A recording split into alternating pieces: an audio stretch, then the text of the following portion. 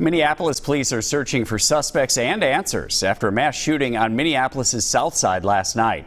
It happened at a popular pop-up backyard music venue hosting members of the punk and hardcore scene. WCCO's Alan Henry spoke to members of the community tonight as they came together to grieve and support each other.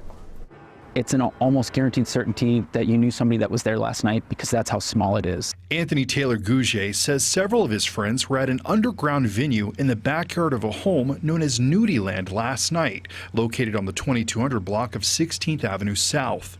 Police say dozens of people were gathered when the shooting started at around 10:15. Those folks were in a backyard at the time the shooting happened. We believe the shooting was targeted.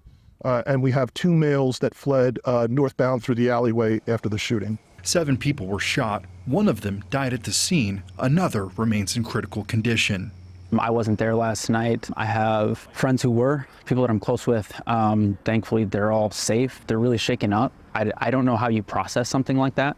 Members of the community decided to turn an already planned abortion rights fundraiser into a fundraiser for victims of the shooting. We're trying to do this in a way that provides a space for people that, they don't want to be alone right now. They want to be with their people. They want to be with their community. 2 GoFundMes have already been established and have already raised tens of thousands of dollars. Police haven't been able to share a motive for the shooting. We believe at least one of the persons was being targeted by a shooter. But Anthony hopes they weren't targeted as a community. You see kids walking around with spiky jackets and all black, right? Or maybe they have a mohawk or they have piercings on their face. But these are people that have other people in their lives that care about them. Alan Henry, WCCO News.